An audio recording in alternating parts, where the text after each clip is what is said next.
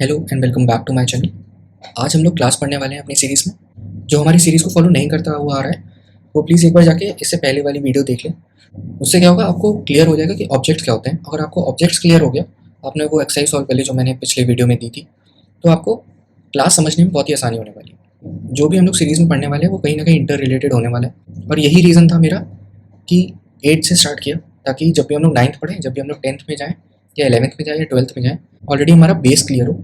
एक बार base strong हो गया तो अगेन उसके ऊपर तो फाउंडेशन बनती रहेगी। तो अब चलते हैं क्लास के। आई होप आपका ये वाली एक्सरसाइज सॉल्व हो गई होगी विदाउट एनी डाउट्स। अगर आपके डाउट्स हैं तो अगेन आप कमेंट करो, वो सॉल्व करने की हम लोग कोशिश करेंगे। अब स्टार्ट करते हैं क्लास। देखो क्लास क्या है, जैसे हम लोगों ने पिछले वीडियो में देखा, जब हम लोगों ने शेरी, किट्टू और गोल्डी वाला एग्जाम्पल देखा था, वहाँ हमने देखा था कि ये जितने भी डॉग्स हैं, ये जितने भी ऑब्जेक्ट्स हैं, मतलब ये किस क्लास से आ रहे हैं, ये डॉग क्लास से आ रहे हैं। तो बेसिकली डॉग डॉग क्या है, डॉग एक क्लास है या एक टेम्पलेट मान लो। टेम्पलेट से अच्छा आप समझ लो ये फैक्ट्री है। तो फैक्ट्री मतलब कि एक फैक्ट्री से जितने भी ऑब्जेक्ट्स निकलने वाले हैं, तो उसका कहीं ना कहीं स्टेट और बिहेवियर सेम रहने ही वाला है। अब स्टेट में उसकी वैल्यू डिफर कर सकती है, बट बिहेवियर तो सेम ही रहने वाला है, क्योंकि वो एक ही फैक्ट्री से आ रहे हैं। तो क्या फैक्ट्री में कभी ये होता है कि कितने ऑब्जेक्ट्स वो प्रोड्यूस करने वाली है? नो। तो बेसिकली सेम चीज़ होती है क्लास के साथ भी। तो जब हम लोग बोलते हैं कि class is a template for objects, तो वो कितने भी ऑब्जेक्ट्स प्रोड्यूस कर सकता है, और जितने भी ऑब्जेक्ट्स वो प्रोड्यूस कर रहे हैं उसका स्टेट और बिहेवियर कॉमन रहने वाला है। स्टेट में अगेन अगेन मैं बोल रहा हूँ कि वो वैल्यू डिफर कर जाएगी, क्योंकि जब आप देखोगे कि ब्रीड, साइज और एज, उसकी वैल्यूज अलग होने वाली है हर ऑब्जेक्ट के पास, या किसी किसी में सेम भी हो जाएगी, बट कहीं ना कहीं आइडेंटिफिकेशन डिफरेंट होगा। फॉर एग्जाम्पल अगर आप डॉग क्लास लो और उसमें अगर एक ऑब्जेक्ट बन रहा है शेरी, एक बन रहा है किट्टू और एक बन रहा है गोल्डी, ठीक है। अब अगर हम चौथा ऑब्जेक्ट बनाते हैं और उसका नाम भी गोल्डी रख देते हैं, स्टेट भी सेम हो जाता है, बिहेवियर भी सेम हो जाता है, वैसा पॉसिबल नहीं होगा। तो हमें कोई ना कोई आइडेंटिफिकेशन डिफरेंट रखना पड़ेगा। फॉर एग्जाम्पल ह्यूमन बींग्स ले लो, ह्यूमन बींग्स के लिए भी आधार कार्ड इस समय ज़रूरी है इंडिया। तो जब हम लोग बोलते हैं कि इंडिया में सिटीजन हो आप, तो आप कैसे डिफर कर रहे हो? बेस्ड ऑन आधार कार्ड, आपकी कोई ना कोई आइडेंटिटी है। तो ऑब्जेक्ट्स और क्लासेस के केसेस में हमारा जब भी ऑब्जेक्ट्स बनेंगे तो वहाँ पे उसकी आइडेंटिफिकेशन क्या हो जाएगी? उसका नाम हो जाएगा। तो अगर मान लो क्लास से कोई ऑब्जेक्ट बन रहा है, ऑब्जेक्ट 1, अब अगर क्लास से दूसरा ऑब्जेक्ट बनता है तो उसका ऑब्जेक्ट 1 नाम नहीं हो सकता, उसका ऑब्जेक्ट 2 नाम होगा। स्टेट और बिहेवियर अलग अलग हो सकते हैं या सेम हो सकते हैं। जब हम लोग इससे रिलेटेड प्रोग्राम देखेंगे तभी और समझ में आ जाएगा, बट अभी के लिए इतना समझना काफ़ी है। अब आते हैं, पढ़ते हैं next line. If object is created then it will be from some class only. अब इसका मतलब क्या है? इसका मतलब सिंपल है। अगर आप रियल वर्ल्ड एग्जांपल लो, जो पेरेंट है, ठीक है, पेरेंट एग्जिस्ट कर सकता है without any child, but child exist नहीं कर सकता without any parent. For example अगर मेरे पास क्लास थी डॉग, चेरी और किट्टू और गोल्डी, जो भी हमारे बने हुए थे डॉग्स, वो ना भी बनते तो काम चलता। नेक्स्ट पढ़ते हैं, type of any object instance is class. ठीक है, तो जब भी हम लोग देखो, जब भी हम लोग रियल वर्ल्ड में या जावा में बात करते हैं, तो हर एक वैल्यू को ना हम लोग टाइप असाइन करते हैं। फॉर एग्जाम्पल अगर हमने 10 लिया तो वो 10 एक न्यूमरिक वैल्यू है, हम लोग रियल वर्ल्ड में बोल देंगे भाई एक नंबर है, और जब हम लोग जावा में बोलेंगे तो बोल देंगे भाई वो एक इंटीजर है। इंटीजर मतलब एक न्यूमरिक वैल्यू। सिमिलरली जब हम लोग बोलेंगे कि ऑब्जेक्ट बना कोई, तो उसका टाइप क्या होगा? उसकी क्लास होगी। फॉर एग्जाम्पल हमने पिछले वीडियोज़ में देखा कि शेरी एक ऑब्जेक्ट बन रहा था, तो अगर मैं बोलूँ कि शेरी एक ऑब्जेक्ट बना, what is the type of that object? It's class, मतलब उसकी क्लास क्या है? डॉग। तो टाइप ऑफ शेरी क्या हुआ? डॉग। सिमिलरली टाइप ऑफ 10 क्या हुआ? नंबर। और जावा के सेंस में बोलो तो सेम होगा। टाइप ऑफ शेरी क्या हुआ? Object, sorry dog, and type of 10 क्या हुआ? इंटीजर। तो कहीं ना कहीं आप रिलेट करने की कोशिश करो रियल वर्ल्ड को जावा प्रोग्रामिंग से, क्योंकि बहुत ही सिनेरियोज में हम लोग वही रेप्लिकेट करने की कोशिश करते हैं ताकि आपको वही सीमलेस एक्सपीरियंस मिले। तो अगेन कनेक्शन बहुत ज़रूरी है रियल वर्ल्ड और जावा प्रोग्रामिंग में। All objects share states and behaviours as seen in the previous table. तो देखो होता क्या है ना कि जब जब हम लोग किसी भी क्लास से कोई ऑब्जेक्ट बना रहे हैं तो उसका स्टेट और बिहेवियर सेम होने वाला है, ये हम पहले भी समझा चुके हैं और यही इस लाइन में लिखा भी है। तो अगर मान लो हम चौथा ऑब्जेक्ट भी बनाते इन तीनों के बाद, तो उसके पास भी ब्रीड, साइज, एज या जो भी इनकी स्टेट्स थी वो होती, और बिहेवियर भी इनका कहाँ से आता? क्लास से आ जाता, जो हमारी डॉग क्लास होती। नेक्स्ट इज हमारे पास कुछ और एग्जांपल दिए हुए हैं कि अगर मान लो एनिमल क्लास है तो उसके ऑब्जेक्ट्स क्या होंगे? डॉग होगा, कैट होगा, हॉर्स होगा, डक होगी, ऐसे कई एग्जाम्पल होंगे। अब इसमें आपको एक और चीज़ समझने की ज़रूरत है कि अगर एक सिनेरियो में हमारी डॉग क्लास थी तो वो दूसरे सिनेरियो में ऑब्जेक्ट बन सकती है। इट इज़ पॉसिबल, बट वो सेम सिनेरियो में पॉसिबल नहीं। फॉर एग्जाम्पल अभी हमने देखा कि डॉग क्लास 3 ऑब्जेक्ट्स दे रहा था, शेरी, किट्टू और गोल्डी। अब उसका चौथा ऑब्जेक्ट भी बन सकता था, बट ये जो क्लास बन गई थी ना हमारी डॉग, वो ऑब्जेक्ट नहीं बन सकती थी सेम सिनेरियो। अब क्योंकि हमने दूसरा सिनेरियो ले लिया जहाँ पे हमारी क्लास क्या हो गई, एनिमल हो गया, और वहाँ पे ऑब्जेक्ट क्या हो गए, डॉग, कैट, हॉर्स, डक। तो वहाँ पे हमारी जो डॉग क्लास पहले वाली सिनेरियो में क्लास थी, अब इस सिनेरियो में ऑब्जेक्ट बन गई। अब देखते हैं नेक्स्ट स्लाइड। इस स्लाइड में हम लोगों ने क्लास और ऑब्जेक्ट को डिफरेंशिएशन करा हुआ है। ये आपके नोट्स के लिए, अगेन इसमें एक पॉइंट है जो मैंने शायद नहीं समझाया है, वो है नो मेमोरी इज एलोकेटेड वाला। तो देखो, अगेन रियल वर्ल्ड से बहुत ही ज़्यादा कनेक्ट करने की कोशिश करो कि जब जब मैंने बोला कि एनिमल नाम की एक क्लास बनी जिसके अंदर एनिमल के ऑब्जेक्ट क्या क्या हुए थे, कैट, डॉग, हॉर्स और जो भी। अगर मान लो ये जो कैट है, जो डॉग है, जो हॉर्स है, वो कभी अर्थ पे आते ही नहीं, तो क्या एनिमल क्लास तब भी रहती? हाँ रहती। ठीक है, हो सकता वो थी बट हमें पता ना चलता, बट वो रहती। अगर मान लो वो क्लास थी बट क्या उसको अर्थ पे कोई स्पेस अलॉट करने की ज़रूरत थी? नहीं थी ना, क्योंकि जब हॉर्स आया ही नहीं तो उसने क्या ही स्पेस ली होगी अर्थ पे। जब डॉग आया ही नहीं तो उसको क्यों ही स्पेस देंगे। सिमिलरली सीपीयू या मेमोरी के साथ भी यही होता है कि जब तक वो क्लास बनी है तब तक कोई दिक्कत नहीं है, उसको मेमोरी अलॉट नहीं करनी है। जैसे ही उसका कोई ऑब्जेक्ट बनेगा, जैसे ही वो ऑब्जेक्ट क्रिएट करेगा, तब उसको मेमोरी अलॉट करनी है। इसके अलावा जो भी पॉइंट्स आपके लिखे हुए हैं वो आप एक बार नोट कर लेना या इसका स्क्रीनशॉट लेके अपने मोबाइल में रख लेंगे। चलते हैं नेक्स्ट स्लाइड पे। अब आते हैं कि फीचर्स ऑफ ऊप। देखो ऊप क्या है, पहले ये समझ लेते हैं। ऊप है ऑब्जेक्ट ओरिएंटेड प्रोग्रामिंग लैंग्वेज। इसका मतलब होता है कि आप जो भी चीज़ देखो ना, वो ऑब्जेक्ट और क्लास के नज़रिए से देखो। अगर आप ये करना सीख गए तो आप ऑब्जेक्ट ओरिएंटेड प्रोग्रामिंग समझ गए, और अगर आप बेसिक अंडरस्टैंडिंग समझ गए तो आप प्रोग्राम आराम से बना सकते हो और समझ सकते हो। फिर बनाना तो हम लोग सीख ही लेंगे।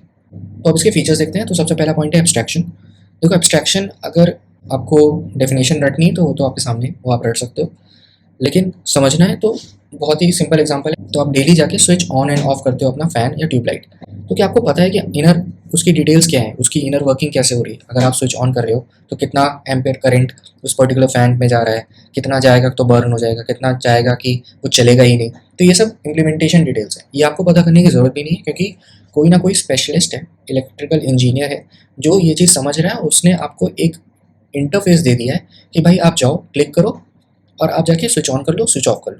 ठीक है, आपको अंदर की कहानी समझने की ज़रूरत नहीं है। इसको बोलते हैं एब्स्ट्रैक्शन। आपको सिर्फ फंक्शनैलिटी देखनी है, आपको इम्प्लीमेंटेशन की डिटेल्स नहीं जाननी है। ठीक है, इसका बहुत ही अच्छा एग्जांपल है, जब भी आप फेसबुक पे लॉगिन करोगे या किसी भी साइट पे जाके लॉगिन करोगे, तो आपको बस लॉगिन का बटन दबाना है। आपको ये नहीं सोचना कि जो पासवर्ड जा रहा है वो सिक्योर्ड है कि नहीं, वो अंदर जाके कैसे सिक्योर हो रहा है, वो कहाँ स्टोर हो रहा है, वो दूसरे यूज़र्स को क्यों नहीं दिख रहा है। ये सब आपको इम्प्लीमेंटेशन डिटेल्स आपको नहीं हैंडल करनी है। आपको सिर्फ फंक्शनैलिटी देखनी है कि भाई जब वो हम क्लिक कर रहे हैं तो आपका लॉगिन होना चाहिए। ठीक है, लॉगिन नहीं हुआ तो आप क्वेश्चन रेज करोगे, नहीं तो जैसे चल रहा है वैसे चलने दोगे। ठीक है, इससे दो चीज़ें होती हैं। एक तो आपको फालतू की टेंशन लेने की ज़रूरत नहीं है, एब्स्ट्रैक्शन है, इससे आपको फंक्शनैलिटी पे ध्यान देना है as a user. Second thing is कि ये सिक्योरिटी प्रोवाइड करता है। जैसे हमने देखा कि अगर मान लो कोई चीज़ हिडन है और हम लोग एक्सपोज नहीं कर रहे हैं दूसरे यूज़र्स को, तो सिक्योरिटी डैमेज होने का कोई चांस भी नहीं है। तो एब्स्ट्रैक्शन का ये यूज़ है और ये इसकी डेफिनेशन। नेक्स्ट थिंग समझ लेते हैं। अगेन जो भी ये सब फीचर्स हैं ना, अगर आप ऑब्जेक्ट ओरिएंटेड प्रोग्रामिंग के थ्रू अपना प्रोग्राम लिखते हो तो ये सब फीचर्स ऑलरेडी वो उसमें आ ही जाते हैं। जैसे आप कोड लिखते हो, जिस तरह आप कोड लिखते हो, वो जब हम लोग कोड लिखना सीखेंगे ना एक बार क्लासेस एंड ऑब्जेक्ट्स में, 9th या 10th में आई थिंक, तब ये और ज़्यादा क्लियर हो जाएगा कि हाँ भाई हमने एब्स्ट्रैक्शन पढ़ा था और ये एब्स्ट्रैक्शन देखने को भी मिल रहा है प्रोग्राम में भी, रियल वर्ल्ड में तो हम लोग देख ही चुके हैं। Next is encapsulation. देखो encapsulation again wrapping of states and behaviours, ये डेफिनेशन होगी इसकी। ये कैसे हो रहा है वो आपको समझा देता हूँ। जैसे हम लोगों ने पिछला एग्जाम्पल लिया था, उसमें हम लोग क्या कर रहे थे, डॉग जो ले रहे थे शेरी, ठीक है, और हमारे पास किट्टू था और हमारे पास गोल्डी था। अगर मान लो हम चौथा ऑब्जेक्ट बनाते और उसका डॉग का नाम रख देते OBJ4, मतलब कुछ भी रख सकते हैं, आई लेट्स से OBJ4 रखा। अब ये OBJ4 जो बन रहा है, तो इसके पास जो स्टेट्स एंड बिहेवियर्स आ रहे हैं, मतलब स्टेट्स एंड बिहेवियर्स मतलब, तो जल्दी से देख लेते हैं कि स्टेट्स और बिहेवियर्स क्या थे। स्टेट्स थे हमारे ब्रीड साइज, एज, और बिहेवियर था ईट स्लीप। ठीक है, तो ये सब कहाँ से आ रहे हैं? ये सब भाई क्लास के अंदर होंगे ना। तो जब भी नया ऑब्जेक्ट बनेगा OBJ4, तो वो क्या हो रहा है, वो इसको पास ऑन कर रहा है कि भाई मेरे पास ये स्टेट्स और बिहेवियर्स हैं, तो जो भी नया ऑब्जेक्ट बनता है मैं उनको ये दे देता हूँ। तो क्योंकि तुम भी एक नया ऑब्जेक्ट बन रहे हो, तुम ये स्टेट्स और बिहेवियर्स ले जाओ अपने पास। तो हमारे पास ऑब्जेक्ट 4 के अंदर की, मतलब OBJ4 के पास भी स्टेट और बिहेवियर आ गए।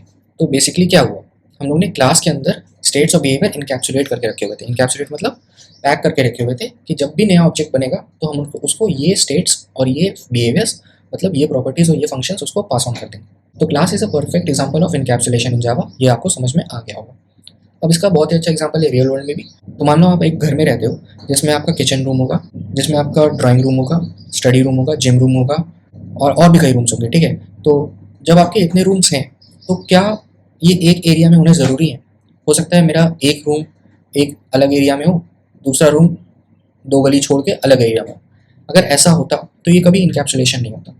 तो जब हमने एक साथ एक सबको एक कैप्सूल में रख दिया, मतलब एक घर में रख दिया, तो वो इनकैप्सुलेशन हो गया। मतलब एक घर ने सारे रूम को इनकैप्सुलेट कर दिया और तभी वो सिक्योरिटी भी आती है। तो इनकैप्सुलेशन का एक और बहुत ही अच्छा फीचर है कि वो सिक्योरिटी भी प्रोवाइड करता है। नेक्स्ट स्लाइड पे चलते हैं। अब देखते हैं इनहेरिटेंस क्या होता है। तो इनहेरिटेंस अगेन अगर आप बहुत ही बेसिक वे में समझो कि जब भी नई क्लास बनेगी तो वो ओल्ड क्लास से, जो भी पहले बनी हुई क्लास है, उससे कुछ ना कुछ डेटा लेके आगे आएगी। इसका रियल वर्ल्ड में एग्जांपल देखो आप कि आईफोन 14 अगर बन रहा है तो क्या वो स्क्रैच से बन रहा है? बिल्कुल नहीं। तो वो सारे फीचर्स आईफोन 13 के उठा के ला रहा है, अपने अंदर ऑलमोस्ट वही सब रखा हुआ है, और कुछ फीचर्स डेवलपर्स ऐड कर देते हैं आईफोन 14 में और उसको फिर से लॉन्च कर देते हैं। और यही बेसिकली होता भी है जब भी हमारी कोई भी नई कार बनती है किसी भी मॉडल की। फीचर्स एक बार बन गए वो पास ऑन होते रहते हैं। हाँ, उसमें कुछ एनहांसमेंट हो जाएगा, कुछ नए फीचर्स ऐड हो जाएंगे, कुछ रिमूव हो जाएंगे, वो होता रहेगा। बट बेसिकली हमको स्क्रैच से नहीं लिखना पड़ेगा सब कुछ। और क्योंकि हमको स्क्रैच से सब नहीं लिखना पड़ रहा है तो वहाँ पे हमारा डेवलपमेंट टाइम भी बहुत रिड्यूस हो जाएगा और मेमोरी भी बहुत कम कंज्यूम होगी। उसका रीज़न है कि क्योंकि हमारा जो पहले वाला कोड था वो ऑलरेडी मेमोरी कंज्यूम कर चुका है, उसको हम लोग दोबारा नहीं लिख रहे हैं, वो ऑलरेडी कंज्यूम्ड मेमोरी है। अब बस हम लोग नया कोड डाल रहे हैं, उसमें से कुछ हटा रहे हैं अपने नए एनहेंसमेंट में या नए अपने प्रोडक्ट में। अब चलते हैं नेक्स्ट स्लाइड पे, जो कि हमारा लास्ट फीचर ऑफ कूप, और इसको बोलते हैं पॉलीमॉर्फिज्म। पॉलीमॉर्फिज्म मतलब होता है मैनी फॉर्म्स। मैनी फॉर्म्स मतलब, इसका एक एग्जांपल लेते हैं कि मान लो आपको एरिया कैलकुलेट करना है, तो आप एरिया तो किसी भी चीज़ का कैलकुलेट कर सकते हो। आप एरिया सर्कल का कैलकुलेट कर सकते हो, आप एरिया ट्राइंगल का कैलकुलेट कर सकते हो, आप एरिया स्क्वायर का कैलकुलेट कर सकते हो, और ऐसे बहुत सारे शेप्स हैं जिसका आप एरिया कैलकुलेट कर सकते हो। तो बेसिकली आपका फंक्शन सेम है कि आपको क्या करना है, एरिया कैलकुलेट करना है, बट आपके फॉर्म्स अलग है। आप सबको डिफरेंट चीज़ें पास करोगे, मतलब डिफरेंट चीज़ें दोगे कि भाई मुझे स्क्वायर का करना है तो मैं एक साइड दे दूंगा और एरिया निकल आएगा। सिमिलरली रेक्टेंगल का देना है तो मैं लेंथ और ब्रेड्थ दे दूंगा। सिमिलरली सर्कल का देना है तो आपको रेडियस देना पड़ेगा।